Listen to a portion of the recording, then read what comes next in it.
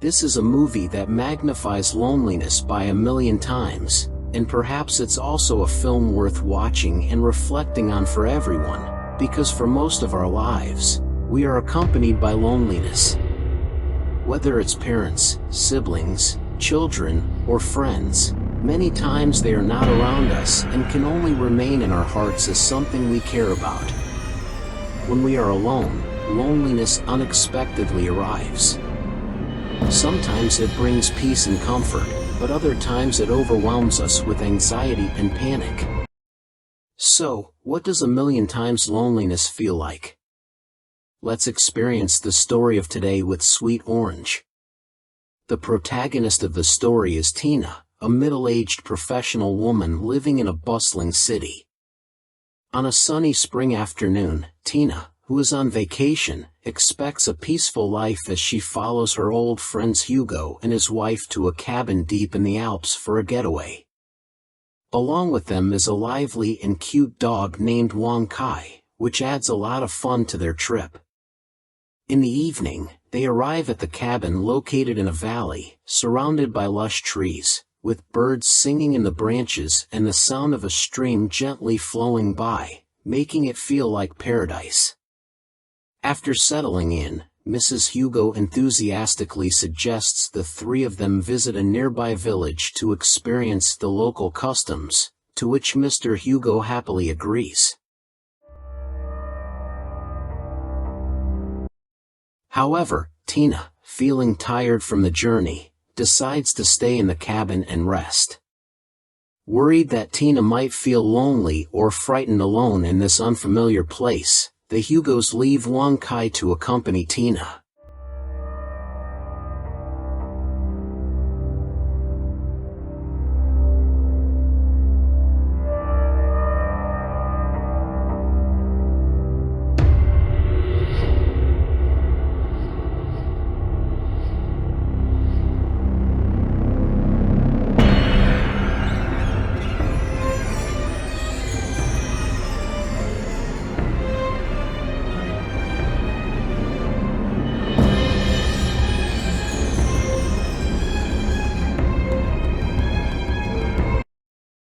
After the Hugos leave, Tina has a light dinner and goes to bed early.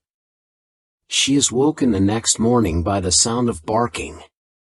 When Tina gets up, she finds that the Hugo couple's room is empty. It seems they didn't return the previous night, and Tina begins to feel uneasy. Knowing that Hugo is elderly and has heart disease, she fears that if something happened to him, Mrs. Hugo would struggle to bring him back alone. With this in mind, Tina quickly gathers Wang Kai and hurries down the path to search for the couple. However, halfway there, she is blocked by an invisible wall. At first, she is stunned, but instinctively reaches out and feels a smooth surface, as though she were touching a glass mirror. The path and trees beyond are visible, but Tina and Wang Kai cannot move any further. Confused, Tina leads Wang Kai in the opposite direction, hoping to find another path to the village. The scenery along the way is still beautiful, but the silence around them is eerie. After walking for a while, Tina spots a small wooden cabin ahead, with an elderly couple outside.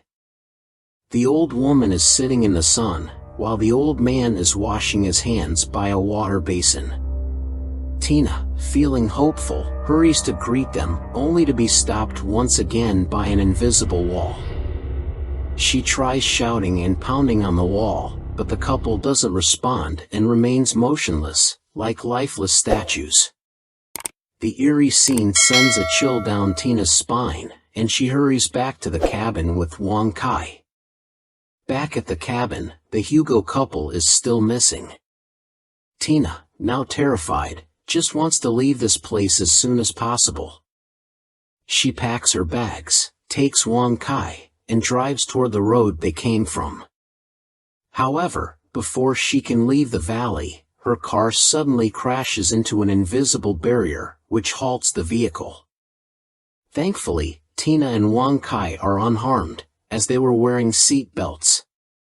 But soon, Tina realizes that the same invisible wall is blocking the road she traveled on earlier, trapping her and Wang Kai inside.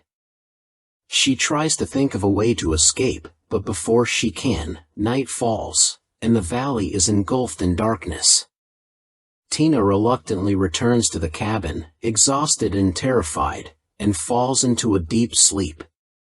In the middle of the night, she wakes up feeling that the air in the cabin has become thin and cold, making it hard to breathe.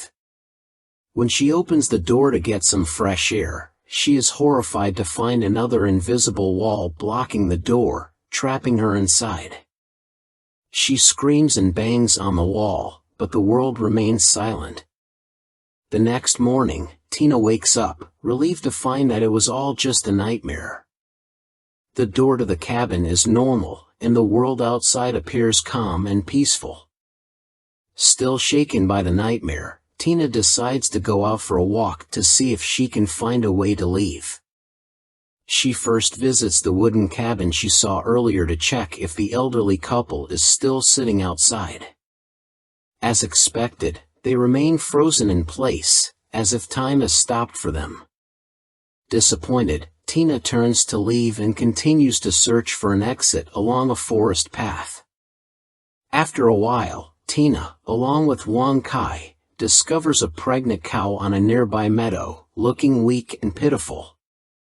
Tina feels sympathy for the cow and decides to bring it back to the cabin to care for it. Days pass, and Tina spends her time searching the valley for any possible escape route. She walks along every available path, climbs every hill, but still cannot find a way out or encounter anyone. The Hugo couple has vanished without a trace, and Tina feels herself sinking into despair. She even contemplates suicide, believing that death might be the only escape from the loneliness and fear. But each time she thinks of Wang Kai and the pregnant cow, she cannot bring herself to give up. She decides to keep fighting for survival, knowing that she must stay alive for the sake of her small animal family. Soon, she starts farming the land around the cabin, planting potatoes to ensure she has enough food. She records her daily life in a journal, finding peace and focus in the routine of farming and writing.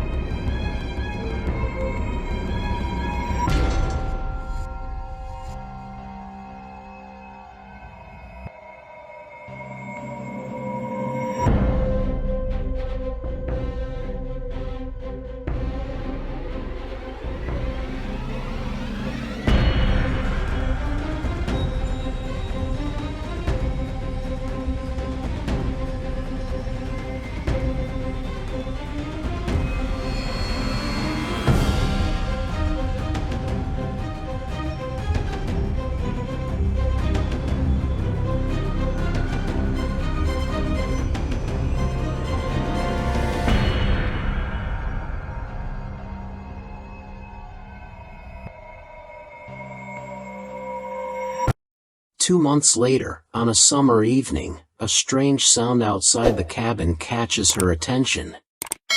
She cautiously opens the door and finds a small wet cat seeking shelter from the rain.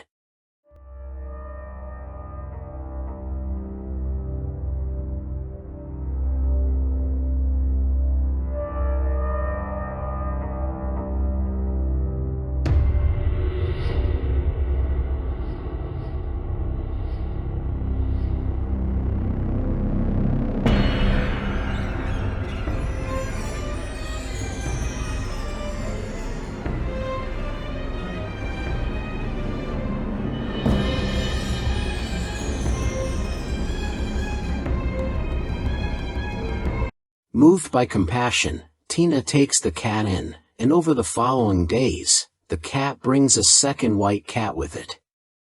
Tina grows fond of the white cat, and soon her small family includes herself, Wang Kai, the pregnant cow, and 2 cats. As autumn arrives, Tina prepares for the coming winter, gathering hay and food for the cow, and stocking up on wild fruits and mushrooms. She even learns to hunt with the hunting rifle left by Mr. Hugo, despite feeling guilty about killing animals. She knows, however, that survival is her only choice. Winter is harsh, but Tina and her animal family endure it.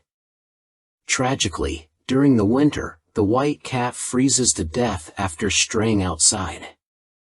Spring brings a new hope, and Tina moves her family to a sunnier, more suitable location by a pasture. The season brings peace and tranquility as she lives alongside the animals. However, her hopes for a better life are shattered when a madman appears one day, attacking her young bull with an axe. After a struggle, Tina shoots and kills the man, but not before the bull and Wang Kai are killed.